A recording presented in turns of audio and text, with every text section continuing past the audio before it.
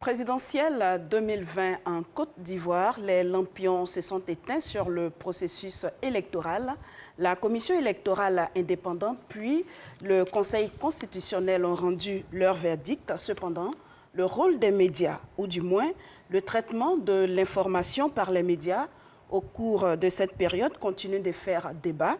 Les médias, et plus précisément la presse nationale et internationale, ont-ils péché dans le traitement de l'information liée à la présidentielle ivoirienne? La couverture médiatique de la présidentielle est diversement appréciée, des satisfactions à la condamnation en passant par la dénonciation. Les médias continuent de faire parler d'eux. La présidentielle 2020, vue sous l'angle de la couverture médiatique, nous en parlons ce soir dans ce numéro de Ça fait l'actualité. Mesdames et messieurs, bonsoir et merci de nous suivre sur RTI 1.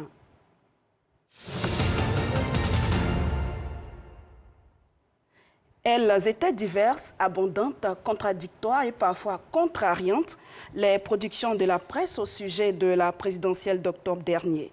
Le scrutin et tout le processus en amont ont été très suivis de près comme de loin par les médias. Quel regard ont-ils porté sur cette élection? La réponse avec Ahmed Traoré et Astou Touré.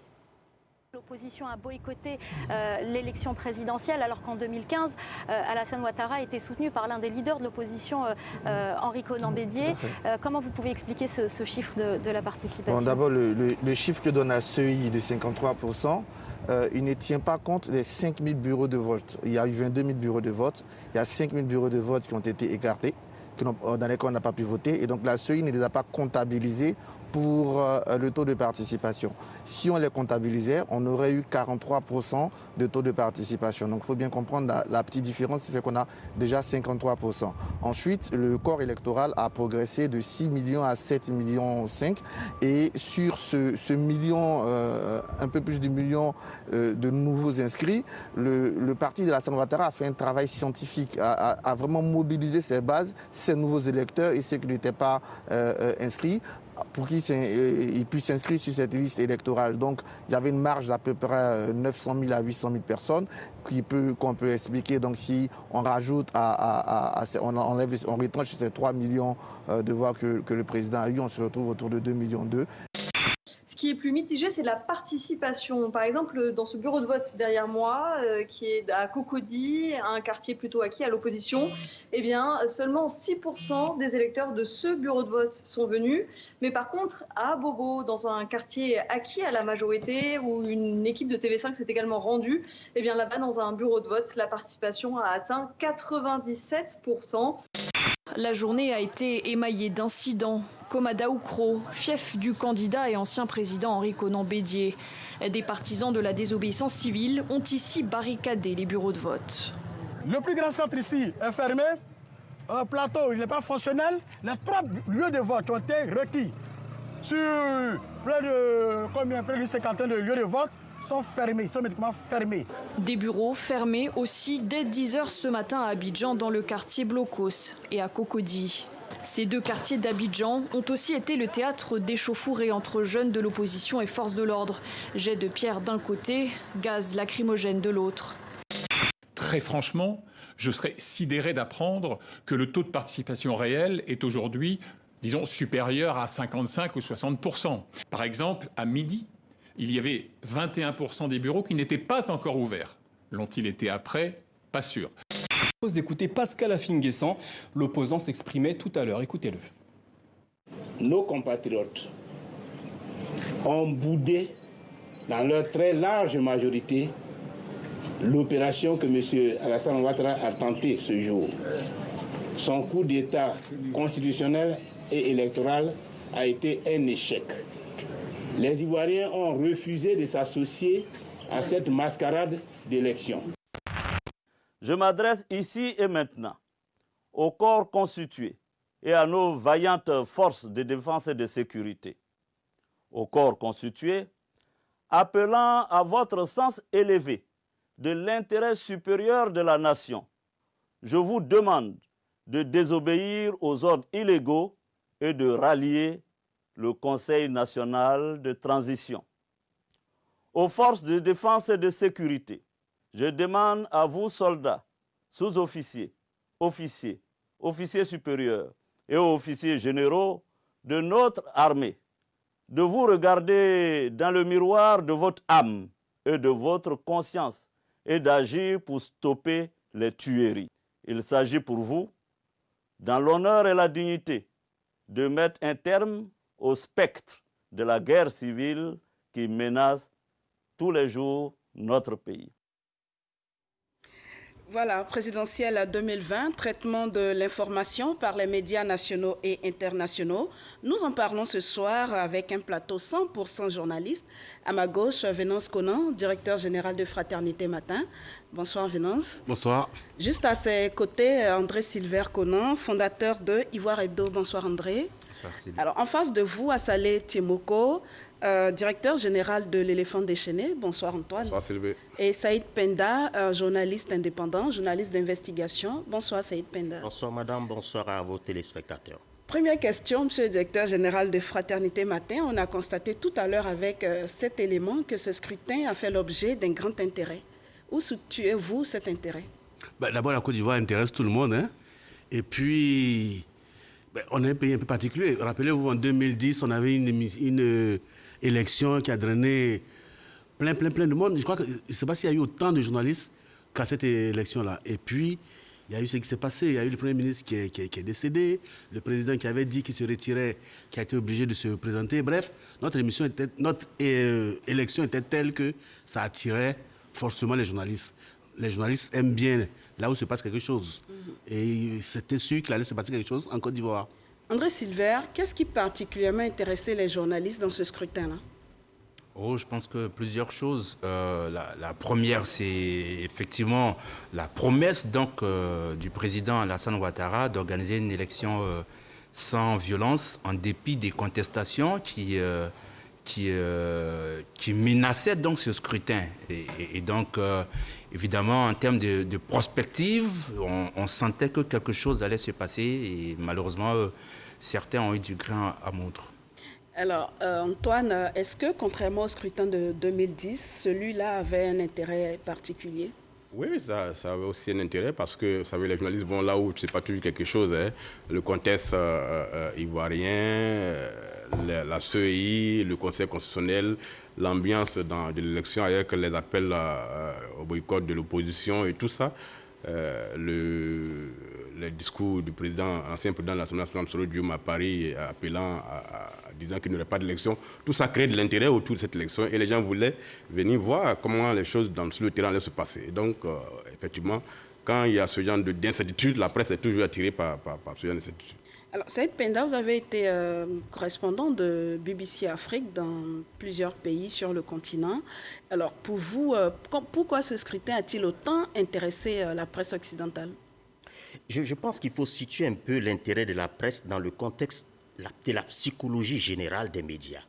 Vous savez, nous sommes un métier où on dit et on nous enseigne dans les écoles de journalisme qu'un train qui arrive en retard est intéressant, alors qu'un train qui arriverait à l'heure n'est pas du tout intéressant. Psychologiquement, le journaliste est quelque part formaté à aller là où on pressent qu'il y aura du grabuge. C'est une psychologie quelque part perverse, mais c'est une réalité. Donc les médias ont accouru sur la Côte d'Ivoire parce qu'il y avait déjà le traumatisme de 2010 et une certaine pensée que ça allait se répéter, on allait revivre 2010.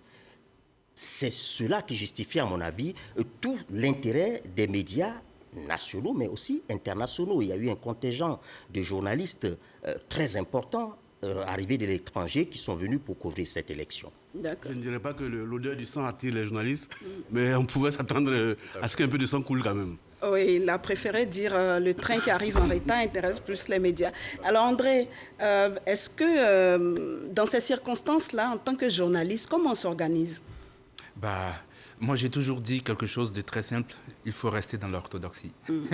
Voilà, il n'y a pas d'organisation particulière. Il faut rester dans l'orthodoxie. Notre métier n'a pas changé depuis je ne sais pas, depuis Hugo, depuis tous ceux qui qui ont écrit les belles lettres, donc, si vous voulez, de ce métier, il faut rester dans l'orthodoxie. Le traitement de l'information n'est pas différent en matière en temps d'élection comme en temps normal. Il faut rester dans l'orthodoxie et je pense que malheureusement, cette forme d'orthodoxie manque souvent chez nous-mêmes en tant que journalistes, mais aussi au niveau des acteurs politiques eux-mêmes. C'est une responsabilité absolument partagée. On reviendra dessus. Alors justement, on va y aller avec la responsabilité. Ça peut être quoi la responsabilité des médias face à un tel scrutin?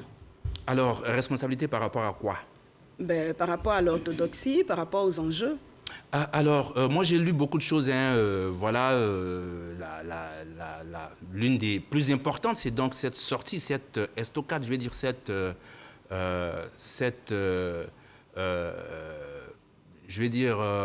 cette sortie, mais alors très incisive de Adama Bictogo, le directeur exécutif du RHDP, contre la presse internationale. Bon, j'ai vu aussi cette déclaration de la haute autorité pour la communication audiovisuelle qui, en matière de journalisme, il y a d'abord les faits.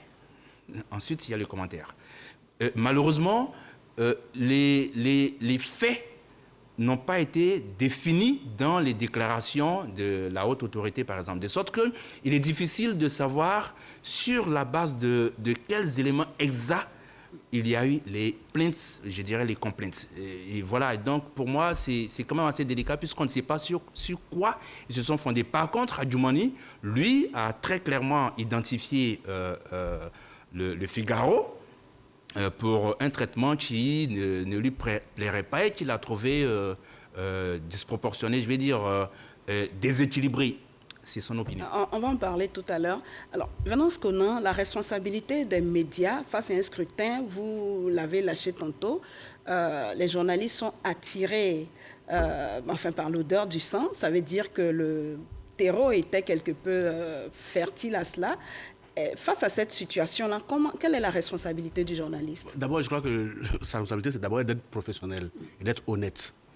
Que ce soit pour une élection ou pour n'importe quel sujet, un journaliste qui va couvrir quelque chose doit être professionnel et honnête, ne pas avoir un parti pris d'avance.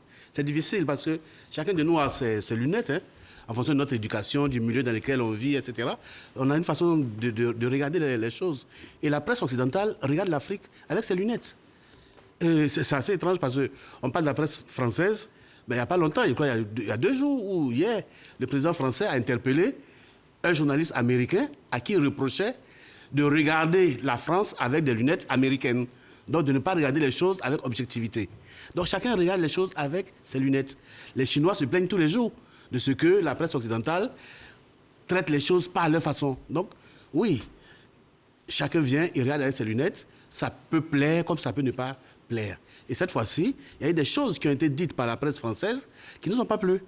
En tout cas, moi, il y en a qui ne m'ont pas plu. Je ne mets pas tout dans le même sac, mais je dirais qu'il y a eu quelques excès quand même dans le traitement de notre information. Antoine? Oui, je veux dire, la question c'est de savoir s'il y a un type de journalisme qu'on fait en temps de paix et un autre type de journalisme qu'on fait en temps de trouble.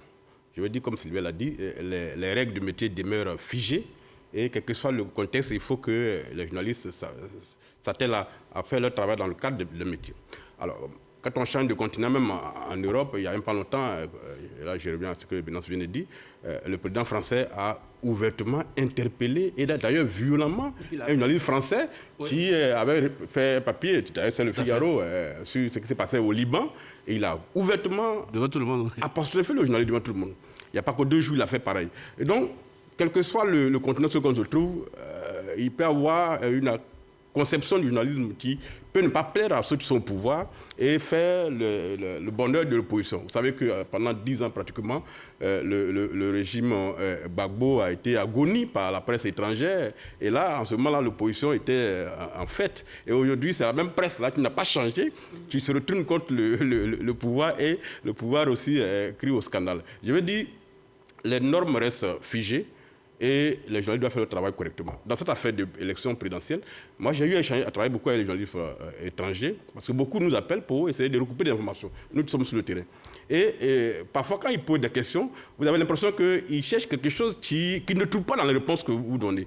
Alors donc, tout ça, mais il faut qu'on comprenne, comme Sylvain l'a dit, que les critiques doivent porter sur des faits matériels qu'on peut reprocher à un journaliste, et non sur des commentaires qu'on ne peut pas juger par rapport à la valeur de leur article. Alors, on parlera également de la presse nationale, hein, pas seulement la presse étrangère ou la presse européenne, mais avant, on va suivre cet élément de Ahmed Traoré et Astou Touré sur le regard que les médias ont jeté sur cette élection-là.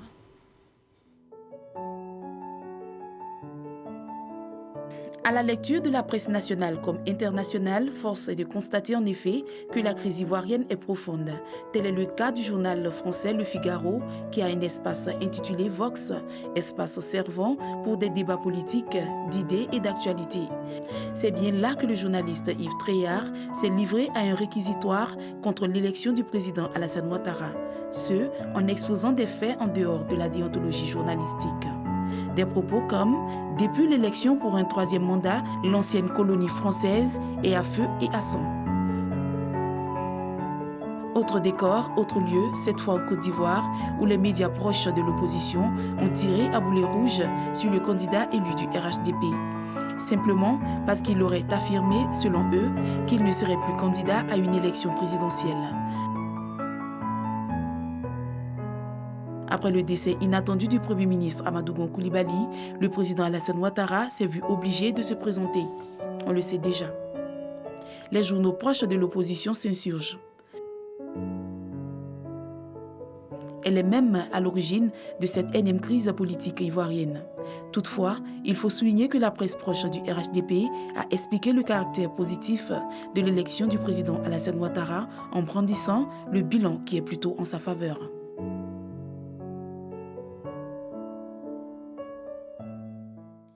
C'était là le regard des médias nationaux comme internationaux sur la présidentielle d'octobre dernier. Saïd Penda, comment vous appréciez le travail qui a été abattu par ces journalistes-là? Permettez que je revienne d'abord sur ce que mon confrère André Silver a dit tout à l'heure. Allez-y. Quand il semblait vouloir quelque part diluer la responsabilité de nos confrères. Non, si on veut rester honnête, honnêtement, dans ce débat, ça risque de tourner à de l'autoflagellation. Tellement les manquements ont été criants de la part des journalistes, les manquements aux règles toutes simples que les uns et les autres ont rappelées. C'était criant, c'était flagrant, c'était même détestable pour le journaliste que je suis et pour tout journaliste qui se respecte. Il y a eu des propos, il y a eu des faits déformés totalement. On va y revenir sûrement au cours du temps. Allez-y, vous avez des cas... Mais oui, mais écoutez, quand un média international donne la parole à un opposant pour qu'il lance un appel à un coup d'État, c'est quelque chose d'unique dans notre métier. En plus, ce média, RFI, pour ne pas citer le média, a un précédent en Côte d'Ivoire. En 1999, le même média a permis à M. Bédier, qui venait d'être renversé, de lancer un appel aux forces armées qui lui étaient restées, selon lui, fidèles, à riposter. On a frôlé une guerre civile. Ce n'est pas la responsabilité du média de jouer ce genre de jeu. À l'époque, en 1999, la rédaction des RFI, la majorité des journalistes des RFI s'étaient plaints officiellement et avaient protesté contre ce qu'ils avaient qualifié de pression de Jacques Chirac pour qu'il diffuse cette interview d'Henri Konan Bédier.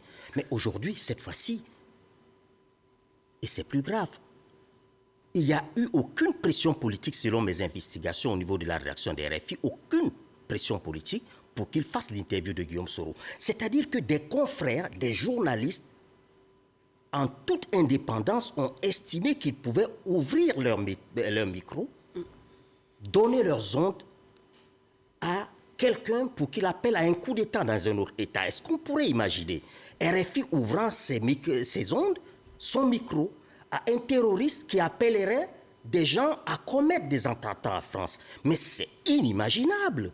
Quelque part, il y a comme du mépris. Donc ça, c'est un fait qui est très, très grave. Vous savez, vous parliez tout à l'heure de la responsabilité du journaliste, mais c'est de ça que nous parlons. On est au cœur de ces débats sur la responsabilité du journaliste. Ça, c'est un fait très grave. Le journaliste, quelle est sa responsabilité? Quand le journaliste écrit un mot, madame, il connaît la portée que ce mot va avoir. Quand le journaliste prononce un mot, pour le journaliste des radios, de télévision, il est parfaitement conscient de la portée que cela peut avoir sur les populations, sur ses lecteurs, sur ses auditeurs, sur les téléspectateurs. C'est ça la responsabilité du journaliste. D'accord, on va passer la parole à Venance Konan. Oui, moi, ce qui m'a dérangé un peu aussi, il y a eu une revue de presse sur une radio internationale, que je ne citerai pas, où vraiment celui qui a fait la revue de presse a aligné tout ce qui était négatif. La Côte d'Ivoire a feu à 100 depuis 15 jours, et on assiste à des scènes de décapitation, on assiste à des affrontements communautaires, intercommunautaires. On avait vraiment l'impression que la Côte d'Ivoire était en train de brûler, que le sang coulait partout. Et là, j'ai trouvé ça quelque peu dérangeant. Je ne dirais pas malhonnête, mais c'était pas loin. André? Moi, je suis très à l'aise pour parler de responsabilité des journalistes. Et je vais donner un exemple concret d'un test que j'ai vu. Sans citer l'organe. Non. 7 morts dans le village de Bédié. Selon des personnes que j'ai pu joindre sur place à Daokro, les graves incidents de ce lundi ont éclaté quand des partisans d'Henri Konan Bédié ont décidé de marcher dans la ville à l'appel de l'opposition. Ces manifestants surexcités, dont certains étaient armés de fusils de chasse de calibre 12, s'en sont pris à des membres de la communauté Dioula, réputés proches du président Ouattara, qui en représailles se sont organisés pour donner la réplique à leurs agresseurs. On compte plusieurs morts des deux côtés et plus d'une dizaine de blessés.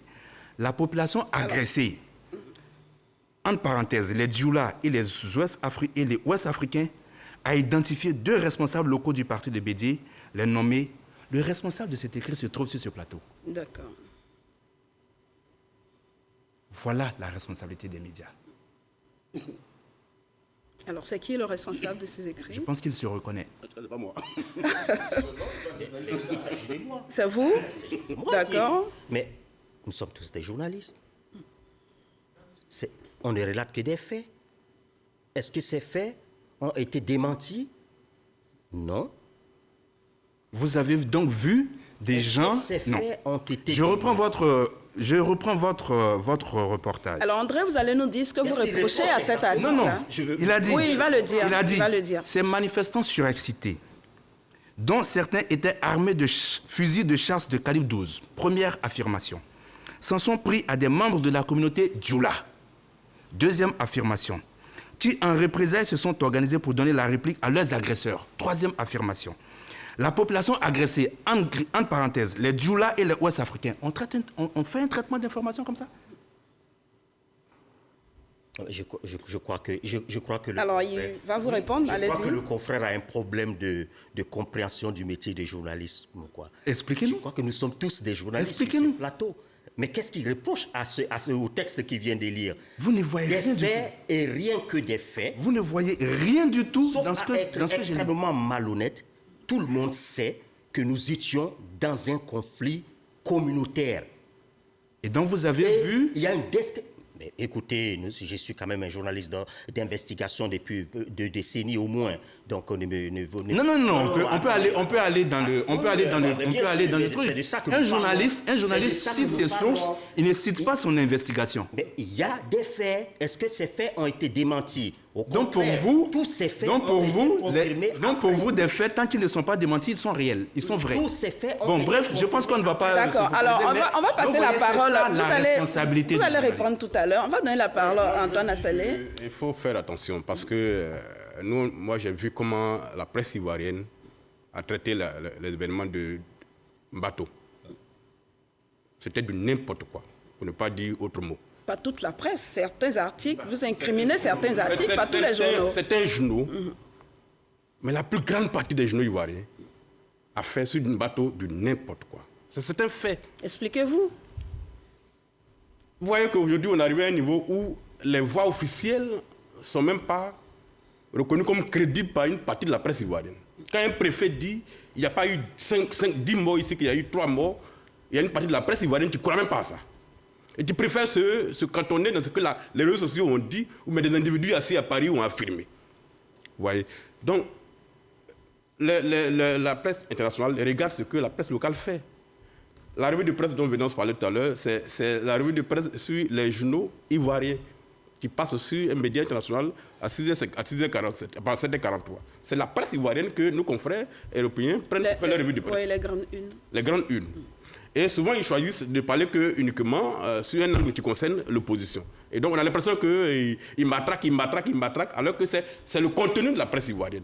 Moi, dans le cas que j'ai cité, c'était vraiment la presse française. Voilà. Dans ce cas-là, enfin, c'était essentiellement ce qui était dans le Figaro. Maintenant, vous allez le laisser terminer. Donc, je dis que la responsabilité dans cette crise, elle est très grande de la part de la presse ivoirienne.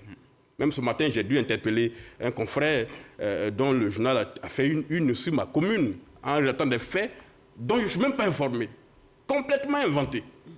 Pourtant, ça fait la commune d'un journal. Et il n'a pas vérifié l'information. Il n'a même pas vérifié l'information. A mis des propos disant, les gens marchaient en disant, en scandant des slogans hostiles au régime par rapport au COJET. C'est totalement faux. Et donc, quand l'extérieur regarde ça, moi je l'ai toujours dit, on a en Côte d'Ivoire l'une des pires presses d'opinion au monde. Les faits sont tronqués en fonction qu'on est du parti au pouvoir ou bien du parti de l'opposition. Les faits ne sont jamais les mêmes.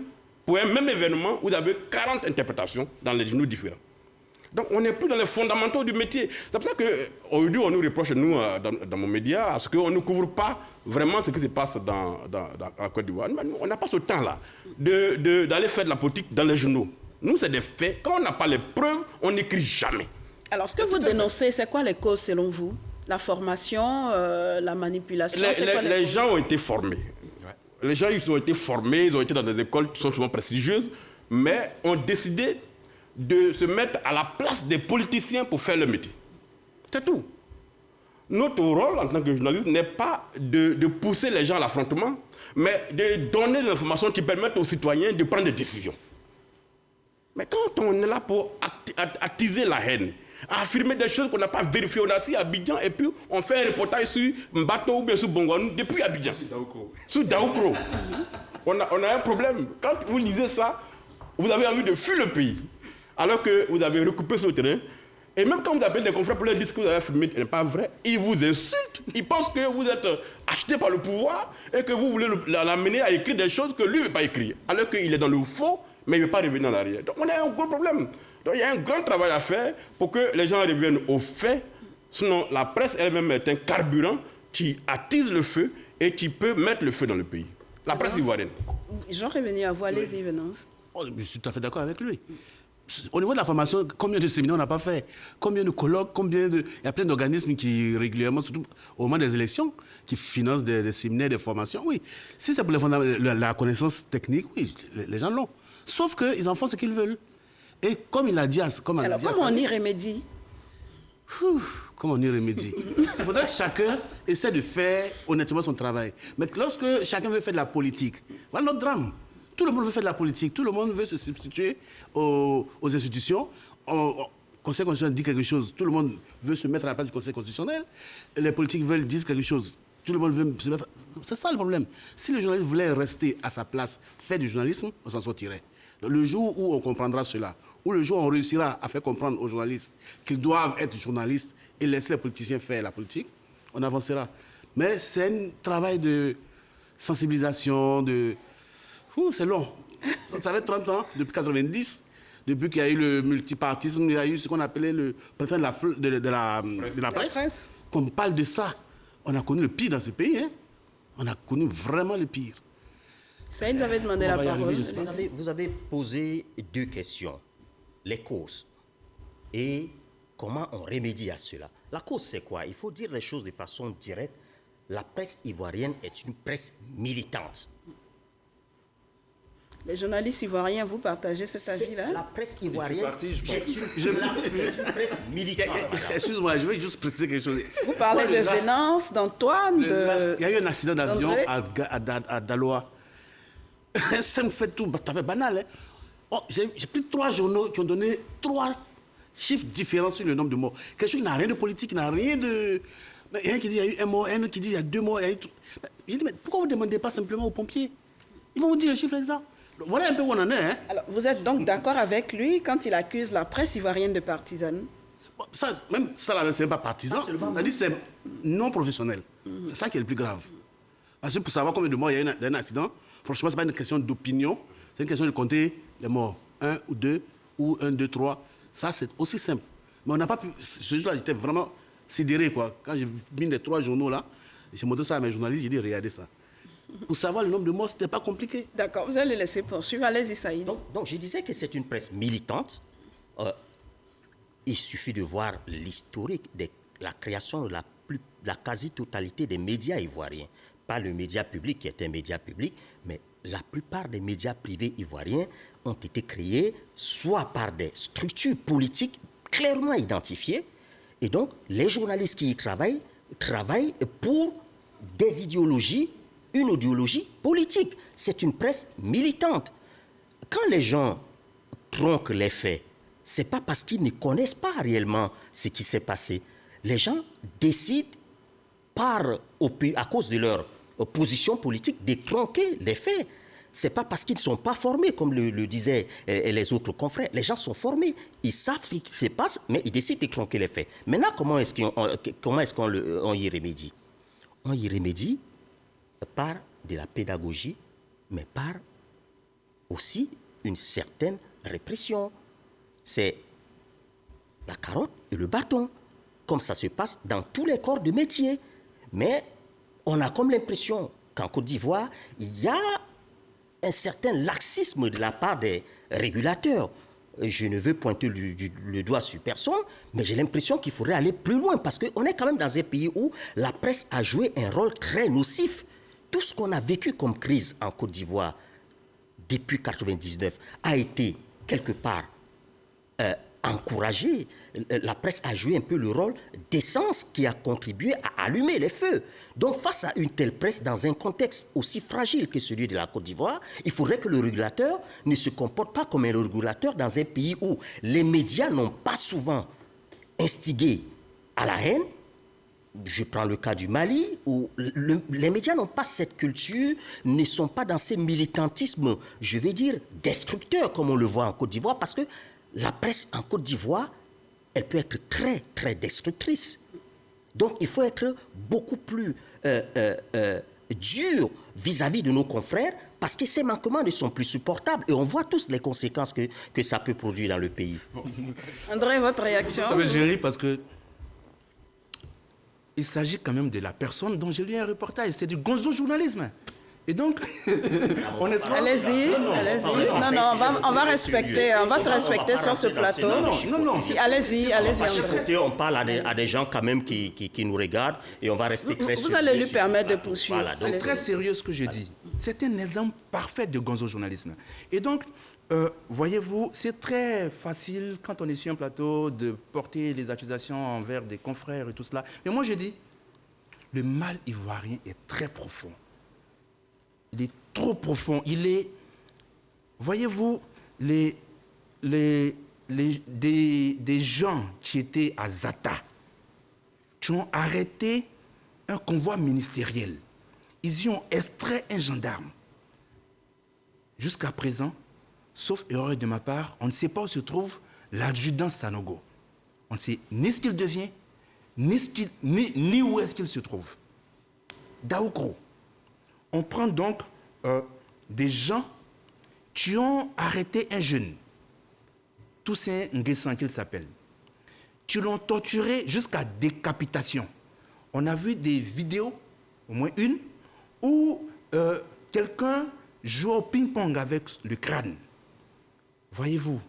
Et d'autres filmaient pour envoyer la scène de l'horreur à leurs amis dans les messageries. Le mal est profond. Le mal ivoirien est très profond, trop profond. Voyez-vous. Et ces gens Ceux qui filmaient n'étaient pas des journalistes. Ces gens à Zata, à Daoukro, n'ont pas agi sous l'effet d'un article de presse. Ils n'ont pas agi sous l'effet d'un reportage. Le mal est plus profond qu'on veut le présenter en faisant croire que les journalistes, comme on est en train de charger les journalistes de tous les péchés d'Israël. Non, je n'adhère pas à cela. C'est la société ivoirienne. Voyez-vous, Le président Alassane Ouattara, il a accordé combien d'interviews aux médias ivoiriens pendant cette campagne? JDD, Paris Match, Le Monde. En un mois, au moins 3 interviews. Henri Konan Bédié, depuis qu'il est président, depuis qu'il est dans la vie politique, il a accordé combien d'interviews aux journaux ivoiriens? Où voulez-vous en venir? Mais écoutez, pour mettre en puissance les médias ivoiriens, il y a aussi une volonté politique. On reproche aux uns aux autres, parce que bon, il faut que je cite le 3e exemple, pour ne pas qu'on dise que je suis un pro-Gbagbo, parce que c'est ça, en Côte d'Ivoire, il y a l'esprit manichéen. Mais Laurent Gbagbo, sa première interview, quand il est sorti, quand il voulait sortir de son silence, il a accordé à qui? À TV5 Monde. Il y a trop de fantasmes autour des médias internationaux et cela est entretenu par nos dirigeants eux-mêmes, nos dirigeants politiques eux-mêmes. Voilà. Tant que nous ne revenons pas, et c'est ce que j'appelle, je dis c'est tellement facile, l'orthodoxie. L'orthodoxie de la gouvernance voudrait quand même qu'on mette en puissance nos médias nationaux. L'orthodoxie voudrait que le journaliste, mais il fasse correctement son travail. Mais le problème, comme vous avez parlé de cause, c'est le militantisme. C'est le militantisme. Voilà, le militantisme public. Parce que, attendez, il n'y a pas que les journaux privés. Le militantisme public, c'est une hérésie démocratique que d'avoir un journal pro-gouvernemental. Ce n'est pas parce que Venance Konan est à côté de moi que je le dis. Mais ça n'a rien de personnel parce qu'il va citer Fraternité Matin, d'autres vont suivre. Mais c'est une hérésie démocratique que d'avoir un journal pro-gouvernemental. C'est une hérésie démocratique que d'avoir un journal proche du PDCI, proche du RHDP, proche. Non. Et quand les États-Unis ont une radio comme La Voix d'Amérique qui est financée par le gouvernement, c'est quoi? Non, attendez. La Voix de l'Amérique n'est pas la voix officielle du gouvernement américain. Si. Non, c'est une radio qui a été mise en place pour la domination américaine. C'est une ambition. C'est une ambition. Et c'est cette forme d'ambition. Alors, il a été interpellé, Venance a été interpellé, vous allez lui permettre de réagir, et puis je vais revenir. C'est cette forme d'ambition que nous n'avons pas. Quand les médias, quand les politiques, les dirigeants français, ils montent des médias pour pénétrer l'Afrique, c'est une ambition d'expansion, c'est une ambition en griffe de colonisation. Mais nous, les Africains, est-ce qu'on a cette ambition? D'accord, on va passer la parole à Venance, que vous avez précisé très rapidement, parce que le président a donné des interviews à la presse occidentale, que ça pousse les gens à aller couper la tête à leurs camarades. Ne faisons pas je veux dire que on est dans une société où on a assisté à une perte de valeur. Comment je situe à 90, quand il y a eu le jeune Thierry Zébier qui a été tué à vous êtes en train de nous dire en clair que la presse est le reflet de cette société. Nous sommes le reflet de la société. D'accord. Alors, on parle ici de la presse nationale et de la presse internationale. Pour la couverture de ce scrutin, nous avons également donné la parole à l'hebdomadaire panafricain Jeune Afrique. Je vous propose d'écouter cet audio réalisé par Fatim Djidji.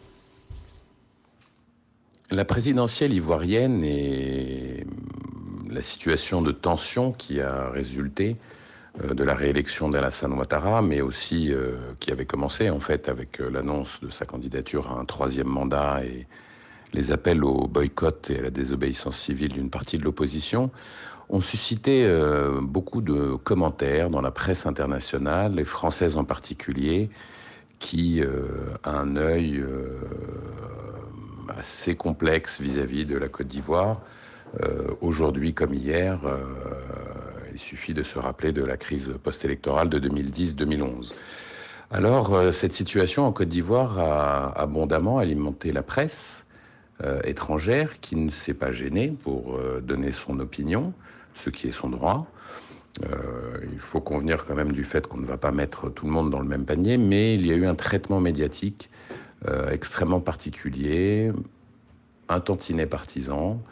On a entendu ou lu, en tout cas, à propos de l'élection ivoirienne, du chef de l'État et de la situation locale, un certain nombre de termes qui, quand même, méritent qu'on s'y attarde. On a lu que la Côte d'Ivoire serait à feu et à sang, qu'elle danserait sur un volcan, On a lu également qu'il s'agissait d'une parodie électorale, d'une boîte de Pandore de vieux démons ouverts, de scrutins tronqués, de taux de participation fantasmatique qui serait inférieur à 10%, de vagues de violence inouïes, de multiplication d'affrontements politiques et communautaires d'un pays qui n'est pas contrôlé, de scènes de violence atroces, etc., etc.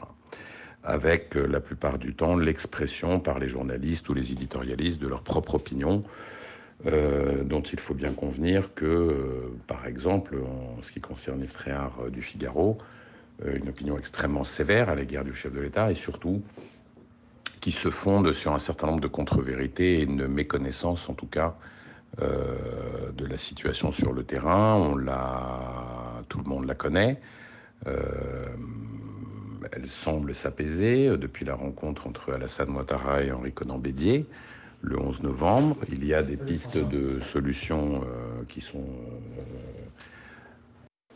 sont proposées et surtout il y a une situation sur le terrain qui est forcément beaucoup plus complexe que celle qui peut être décrite depuis Paris ou ailleurs, où il faut faire preuve de nuance, de précision. Les positions des uns et des autres ne sont pas systématiquement alignées.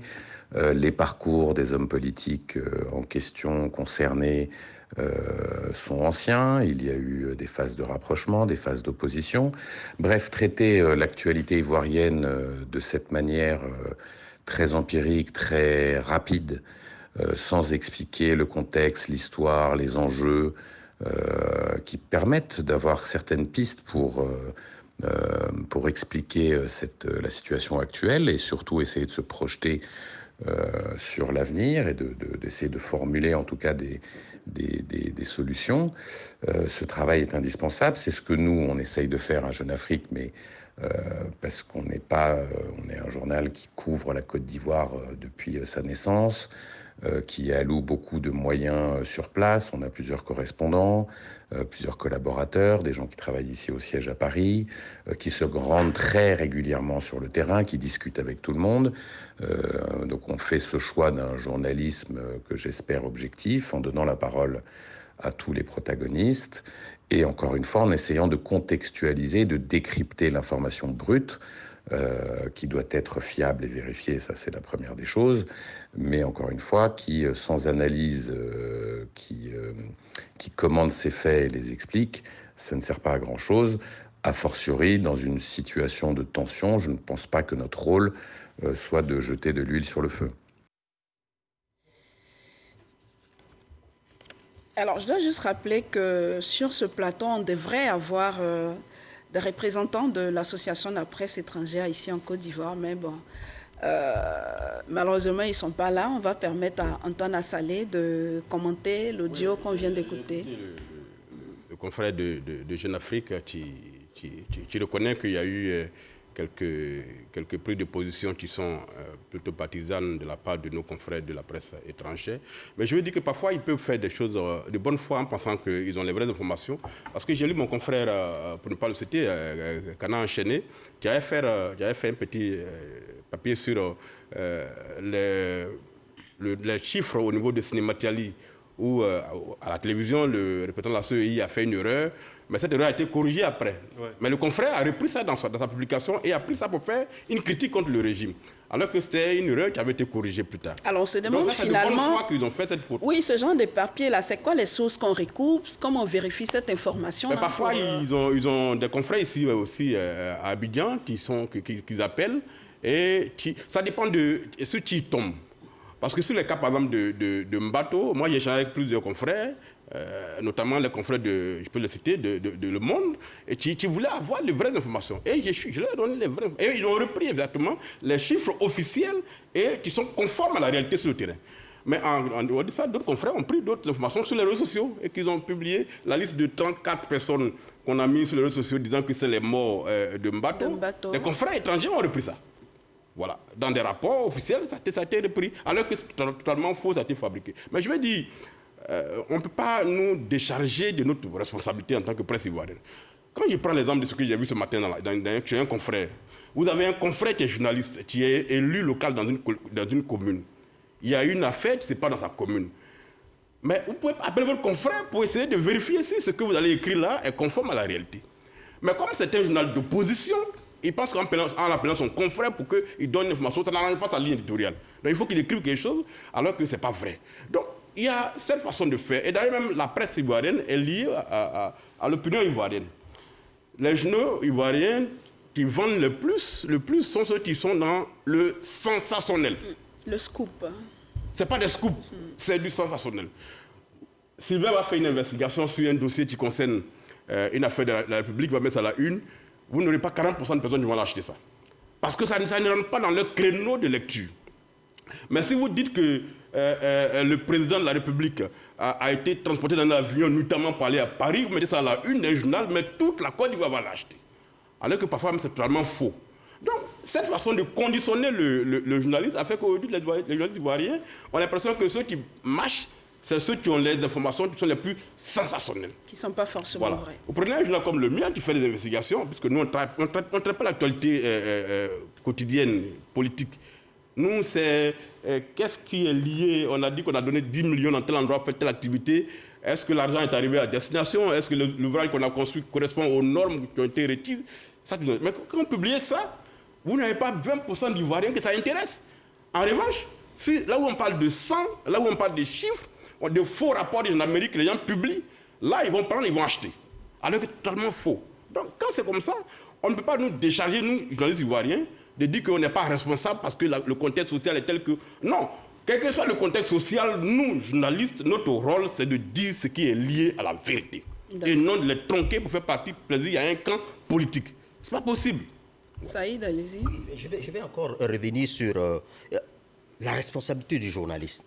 Mais on ne peut pas venir sur ce plateau pour dire Bédia accorde des interviews qu'à des médias internationaux. Gbagbo n'a parlé que sur les médias internationaux. Alassane Ouattara ne parle qu'à des médias internationaux. Mais non, est-ce que c'est à cause de cela que les médias ivoiriens ne sont pas suffisamment professionnels? Ça peut être même la conséquence.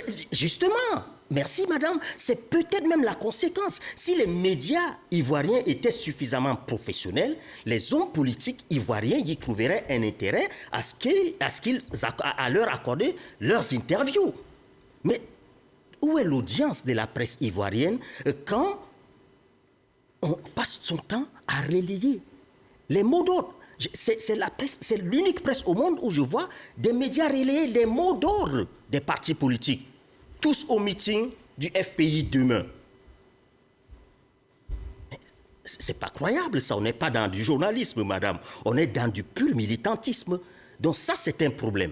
Maintenant, pour revenir un peu sur un autre fait, par exemple pour les médias internationaux, puisque j'ai été invité ici pour pallier en quelque sorte l'absence de mes confrères de la presse internationale, il y a eu aussi des graves manquements de la part des médias internationaux. Quand un média international... Alors, quand on est dans un desk international, dans un média hors du pays, qui est un peu le théâtre des opérations, comment on recueille les informations, comment on les vérifie, comment on finalise, on aboutit à un article qui soit vraiment fiable? J'ai fait 2 décennies à la BBC. La règle à la BBC, c'est que toute information est recoupée par 4 sources indépendantes. 4 sources. Le principe à la BBC, et c'est vraiment carrément la Bible, la devise de la BBC. La BBC dit, on ne vient pas à la BBC pour le scoop. Nous, les auditeurs et les téléspectateurs viennent à la BBC pour confirmer l'information. C'est dire toute l'importance que ce média accordait à la source, aux sources. Maintenant, comment on vérifie quand on est à l'étranger? Il y a les correspondants locaux. Malheureusement, la plupart des médias internationaux, notamment les médias français qui sont en Côte d'Ivoire, la plupart de leurs correspondants, souvent, c'est des pigistes. Et il y a ce qu'on pourrait appeler le drame du pigiste. Vous savez, dans notre métier, comme vous le savez, le pigiste, on le paye selon ce qu'il a fait. Or, on est dans un contexte où les gens recherchent du sensationnel. Même les médias internationaux savent que même les auditeurs et les lecteurs recherchent le sensationnel. Donc, le pigiste est conditionné. S'il veut vendre un élément à sa rédaction, il faut que cet élément soit suffisamment choc. S'il n'a pas cet élément choc, certains pigistes vont jusqu'à exagérer les événements pour pouvoir les placer dans les rédactions. Il y a des faits. Donc ça, c'est un fait. C'est des choses que les gens font.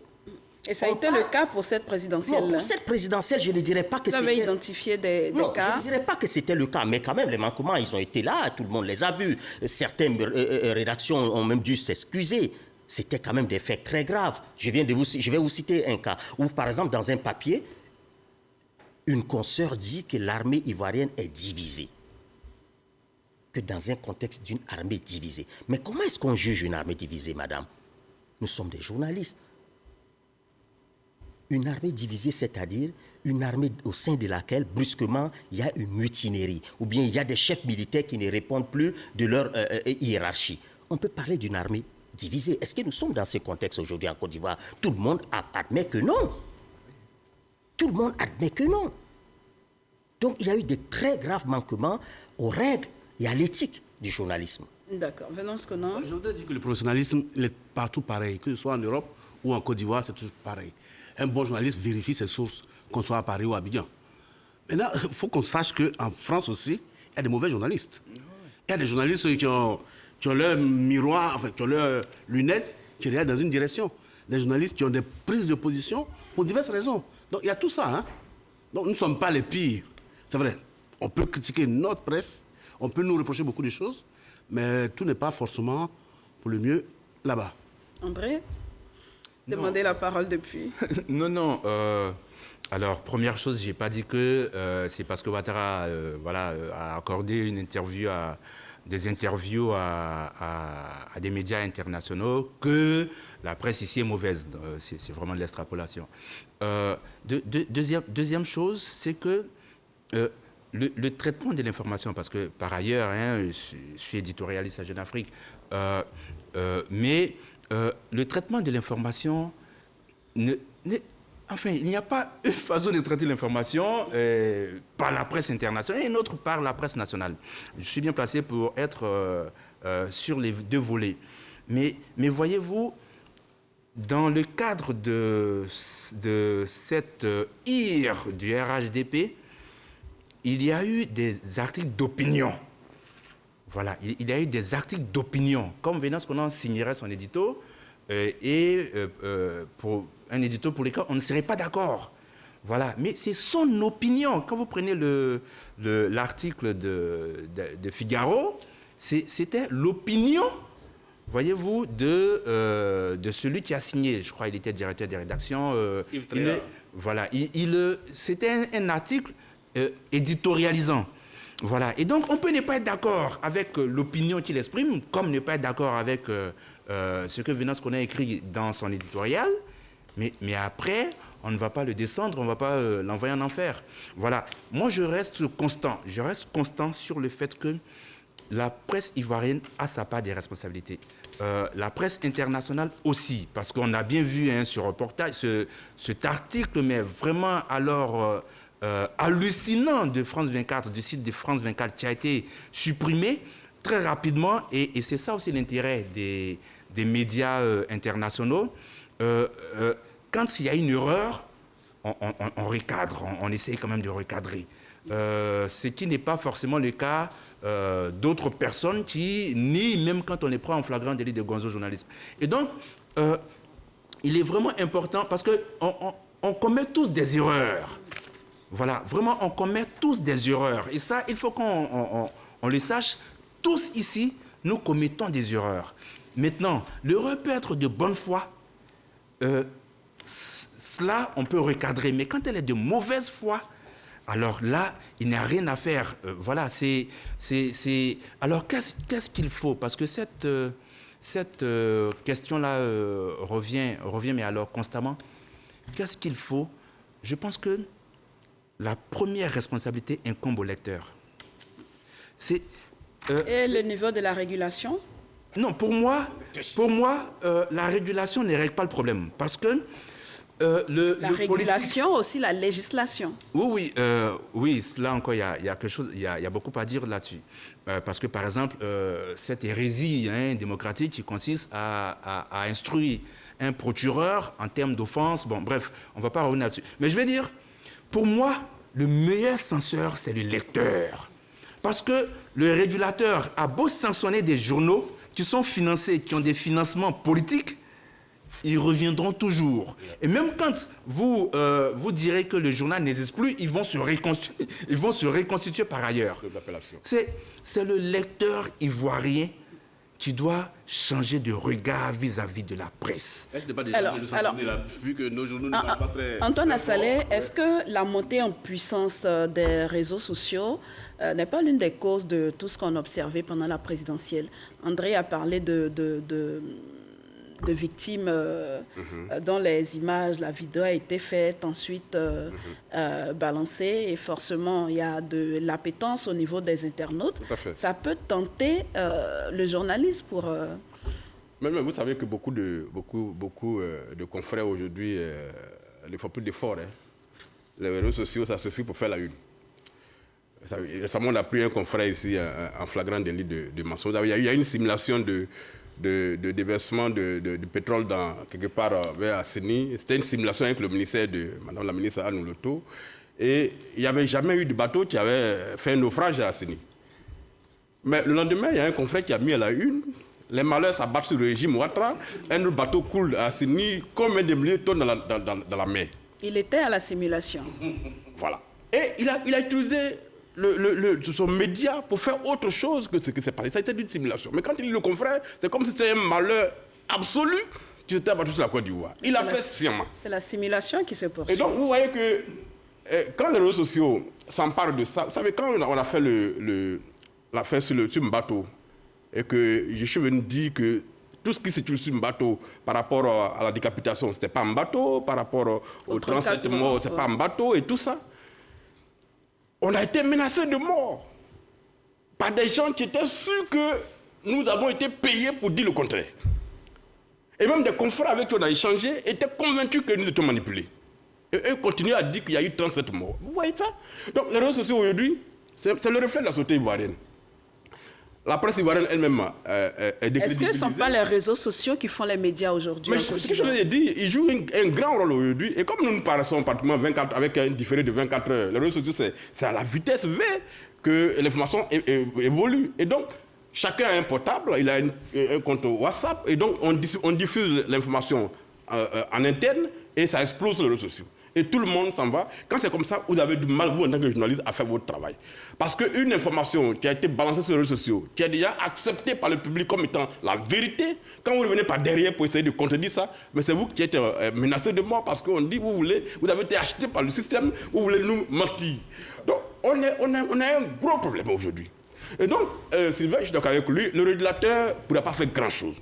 Vous avez beau suspendre un journal pour 5 parutions, pour 7 parutions, tant que le financement restera politique, il va revenir toujours à des analyses politiques. Et donc, on a un gros travail à faire. Alors, on peut aller au-delà des suspensions? Oui, on peut aller au-delà des suspensions. Mais c'est quoi après la suspension? Qu'est-ce qu'on peut faire à un confrère quand le journal est suspendu? On n'a pas la possibilité de le mettre en prison pour ça. Et donc, voilà, il revient sur notre appellation. Donc, c'est un goulot d'étranglement dans lequel on se trouve et on est en danger. Surtout aujourd'hui avec les réseaux sociaux, où chacun est devenu... Aujourd'hui, nous sommes 25 millions de journalistes en Côte d'Ivoire. Alors que dans les faits, les journalistes professionnels, c'est 500 en Côte d'Ivoire. Mais quand on prend les réseaux sociaux, on est au moins 25 millions de journalistes en Côte d'Ivoire. Quelqu'un est assis à Paris, il fabrique son information, et il la dépose sur les réseaux sociaux, et tout le monde pense ça comme agent comptant. Et il y en a qui ont acquis une sorte de présomption de crédibilité qui est telle que quand ils ont fini de parler, les journalistes professionnels reconnus n'ont plus droit à la parole. Allez-y. Et quand on a cette dynamique, vous ne pouvez plus rien faire. Et l'information s'en va, on ne peut plus la rattraper, et ça crée ce qu'on a vécu dans les villages. Parce que bientôt on va faire un document sur comment les gens ont distillé la rumeur dans le pays pour pousser les populations à s'affronter.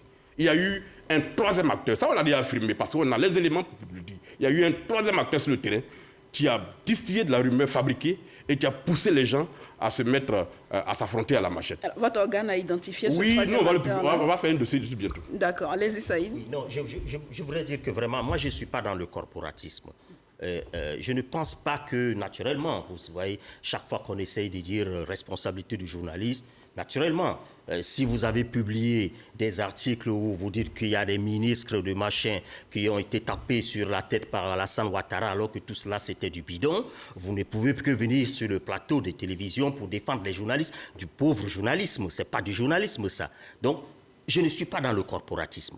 Maintenant, par rapport à la question sur les réseaux sociaux, en réalité, au contraire, les réseaux sociaux, en réalité, permettent aux médias traditionnels, formels, d'être plus crédibles. Parce qu'en réalité, qu'est-ce qui se passe?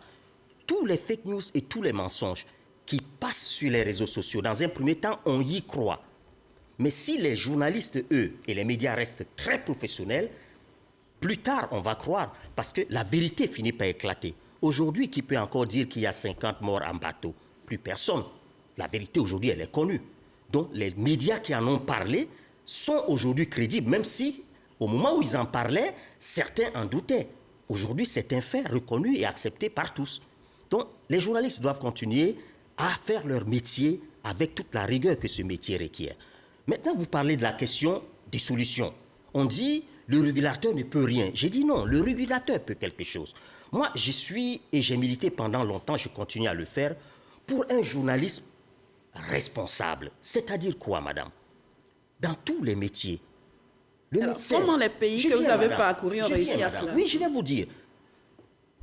Les médecins, quand un médecin commet une faute grave dans son domaine qui conduit à la mort, il peut être sanctionné jusqu'à l'exclusion de l'ordre national des médecins. C'est-à-dire, ce médecin ne peut plus exercer le métier de médecin.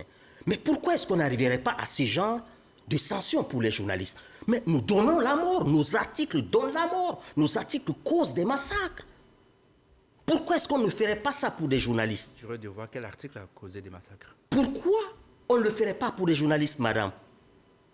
Voilà le genre de sanctions. Et ces genres de sanctions, à mon avis, c'est des sanctions dissuasives. Si le bonhomme, il sait qu'en écrivant n'importe quoi, en incitant à la haine communautaire dans un pays qui a déjà des problèmes communautaires, s'il sait qu'en écrivant cela, le lendemain, il n'est plus autorisé à écrire dans aucun journal, mais il va réfléchir par 2 fois avant de le faire. Et c'est ce qui se fait ailleurs, vous avez vu ailleurs? Ça ne se fait pas ailleurs parce qu'ailleurs, il n'y a pas ce journalisme de caniveau. Je suis désolé. Il n'y a pas ce journalisme de caniveau. Il n'y a pas ce journalisme guerrier. Les mots sont assez forts quand même, Saïd. Allez-y, Venance. Je pense que tant qu'on restera dans ce laxisme ambiant-là, on ne pourra pas évoluer. Et qu'est-ce qu'on fait? Qu'est-ce qu'on doit faire? Est-ce que vous partagez sa solution? De toute la société. Tout à l'heure, j'ai parlé de 90, Thierry Zébier, qui a été tué à Mermoz. On n'a pas poursuivi ceux qui l'ont tué. Il y a eu Habib Dodo qui a été tué sur le campus par les gens de la FESI. Personne n'a été arrêté. Pourtant, on sait qui l'a fait. Il y a une jeune fille qui a été violée sur le campus.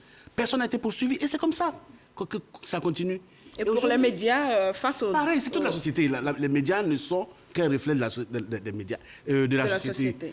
Tant qu'on ne prendra pas des mesures fortes pour dire que vous, journalistes, vous avez aussi une responsabilité que vous devez assumer, on sera comme ça. Il a parlé tout à l'heure de la force des réseaux sociaux.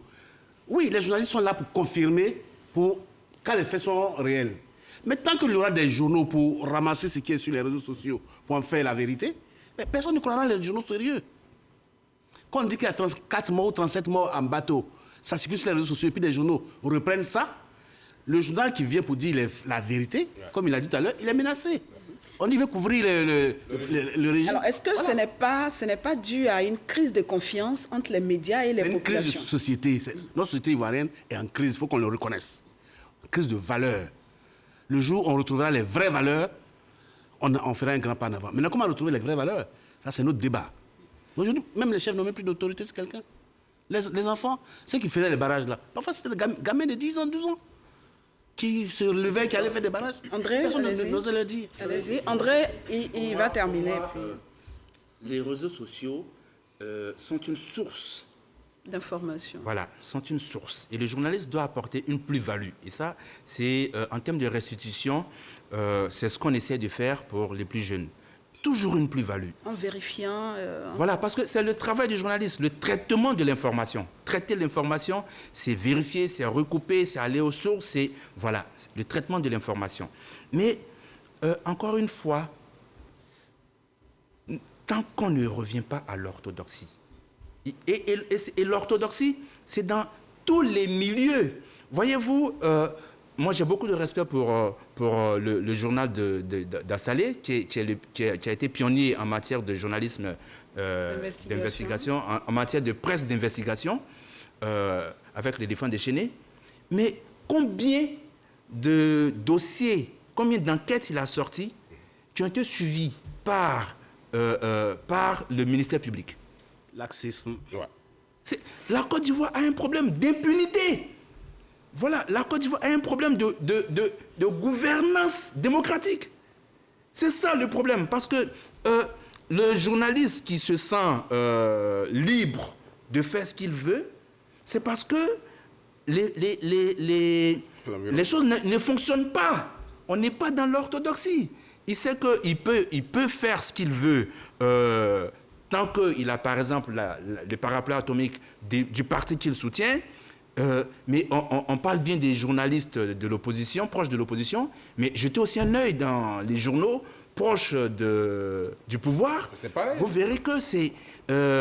voilà. Et donc, tant qu'on ne revient pas aux valeurs, et ça, je le dis tout le temps, c'est qu'est-ce qu'on veut pour la Côte d'Ivoire? Et tant qu'on ne revient pas aux valeurs, et ce retour aux valeurs doit être prioritairement porté par les élites comme par les masses laborieuses.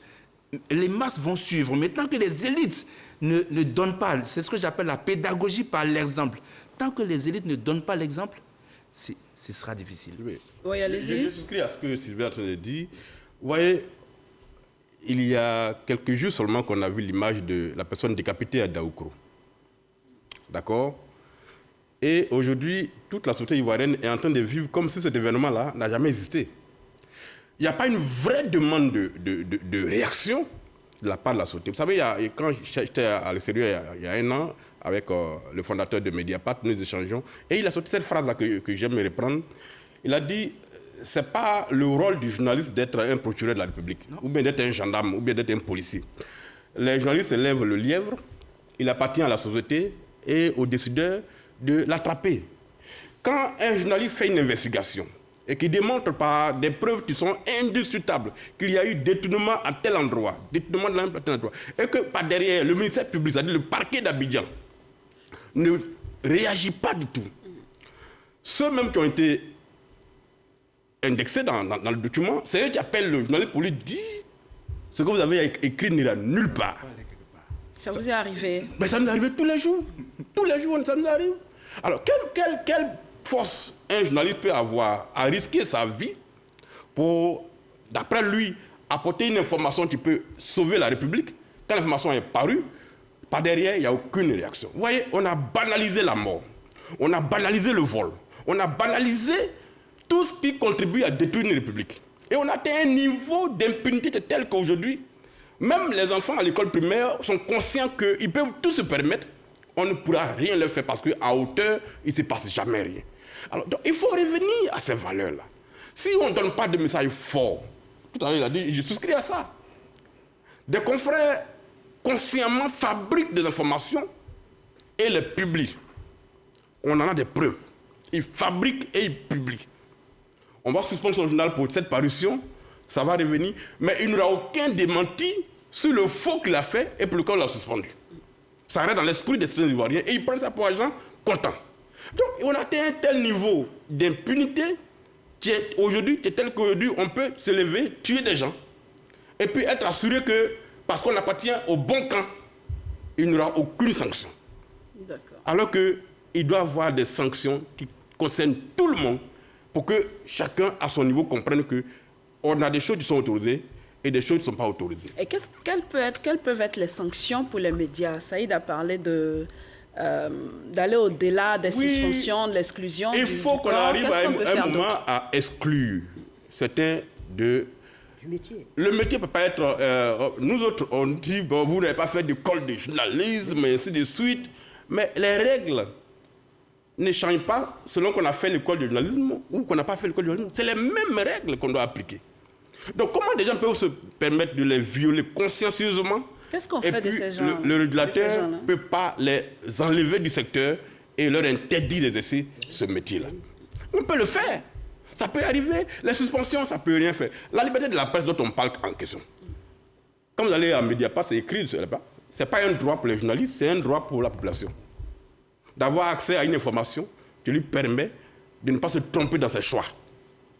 Mais quand nous, on fabrique l'information pour manipuler l'opinion, pour que l'opinion soit une sorte de bombe qu'on a rechargée et qui explose à des moments précis, on n'est plus dans notre métier.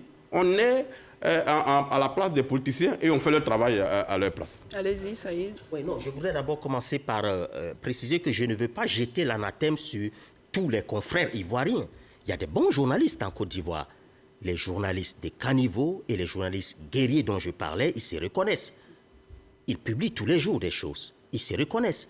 Ceux-là, il faut que la Côte d'Ivoire se donne les moyens de les exclure du métier. Alors, les fautes commises, les fautes dont on a parlé sur ce plateau concernant cette présidentielle ne concernent pas que les journalistes nationaux. Les journalistes internationaux, madame. Je veux dire, Sylvain a dit un truc qui est important, pas oublier, parce que ce dont il s'agit, pour lequel le parti au pouvoir, par rapport à Bitogo, a fait des communiqués, ce sont des éditoriaux. L'éditorial est une position qui appartient à celui qui écrit.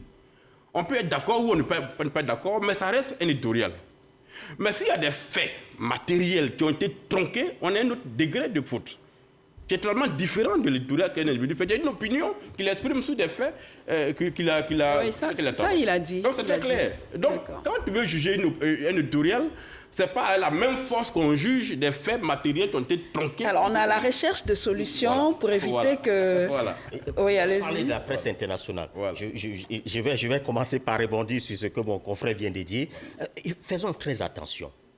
Un éditorial, c'est un éditorial.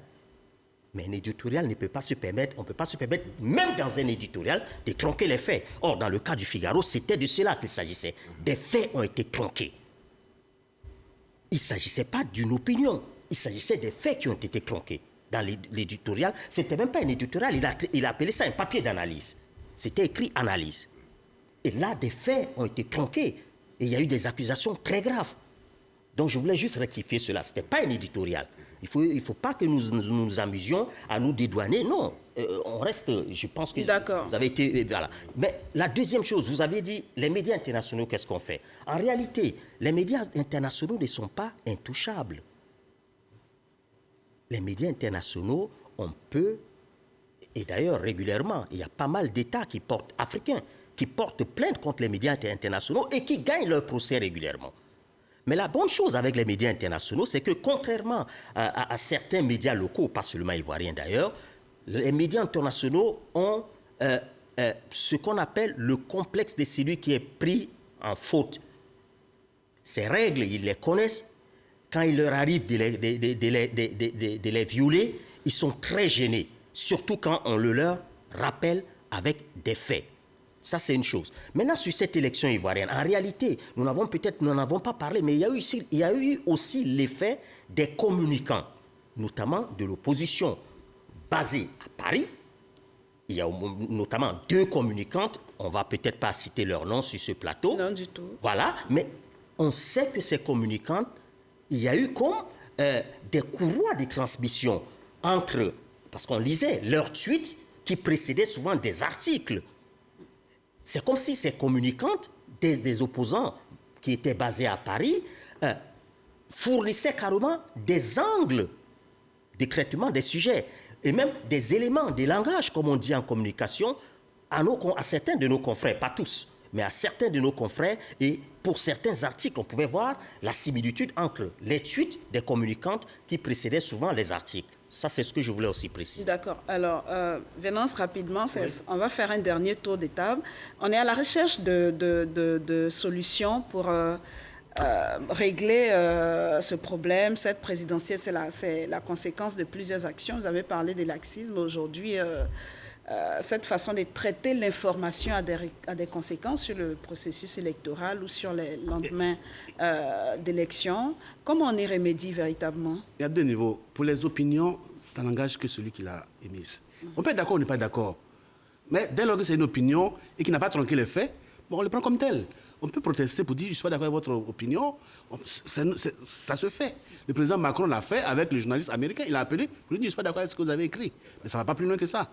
Maintenant, si c'est des faits qui ont été tronqués, lorsqu'il y a eu manipulation d'informations, lorsqu'il y a eu de la mauvaise foi, il y a la possibilité de poursuivre en justice. C'est ce que nous devons faire. Maintenant, concernant la presse ivoirienne, je suis d'accord avec Penda qu'il faut qu'on arrive parfois à extraire les mauvais grains.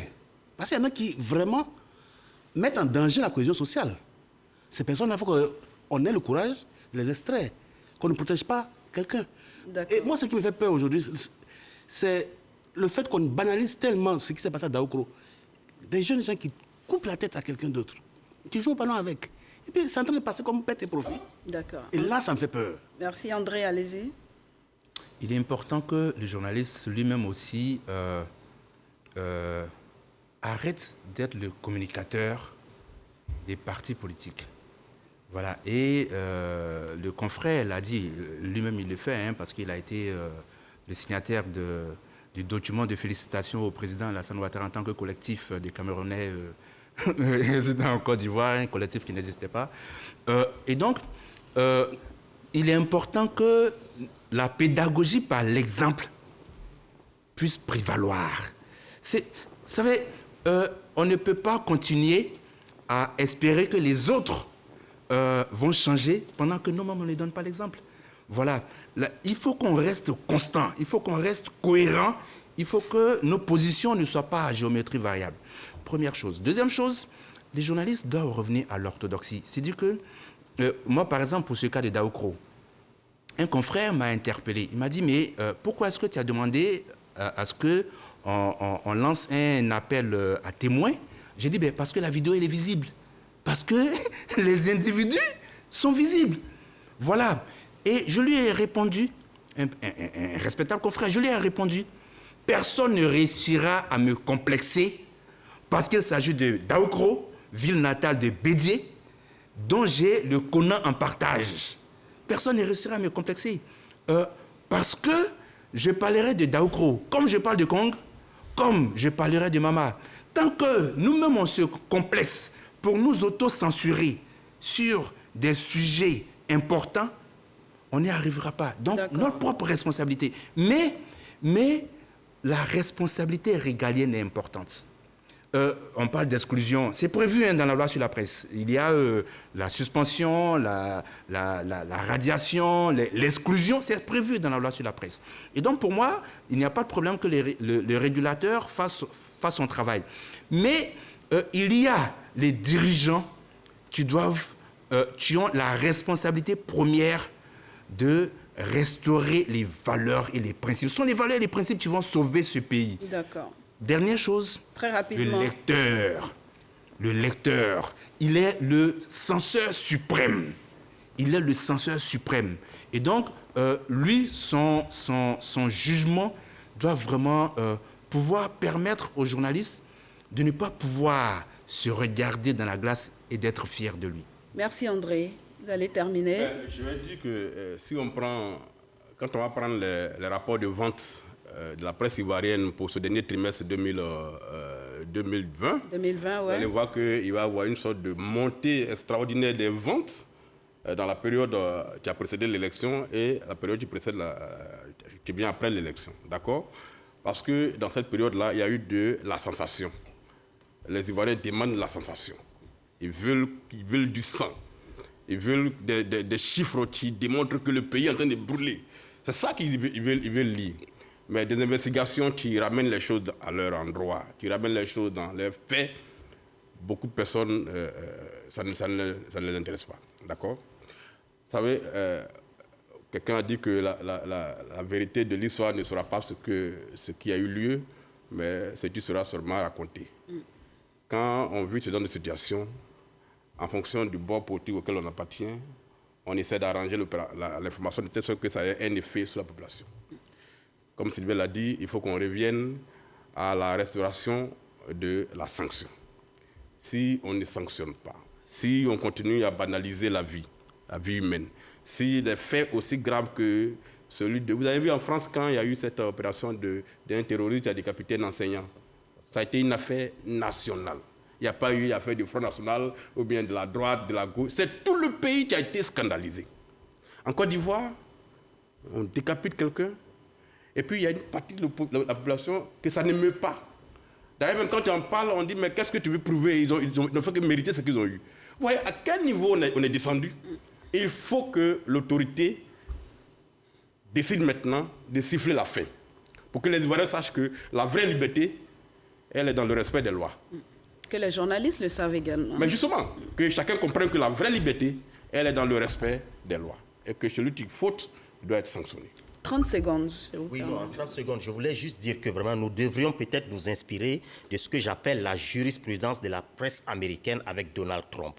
La presse américaine a décidé, en toute indépendance, que désormais, quand Donald Trump est en train de raconter des mensonges, il coupe, même si c'est en direct, il coupe les antennes pour les médias audiovisuels, il coupe les antennes, même si c'est en direct. Et pour la presse écrite, on ne reprend pas ces mensonges. Voilà un exemple qui devrait nous inspirer en tant que médias des pays africains qui sont encore des nations en construction. Nos États ont quel âge? 60 ans. C'est fragile tout cela. Donc nous devons travailler là-dessus. D'accord. Merci beaucoup. Merci à vous, Saïd Penda, Antoine Assalé Tiemoko, Venance Konan, André Sylvain Konan. Merci de nous avoir accompagnés sur ce plateau qui était destiné au traitement de l'information pour cette période électorale. C'est la fin donc de cette émission. Merci de nous avoir suivis et bonne suite de programme sur RTI 1.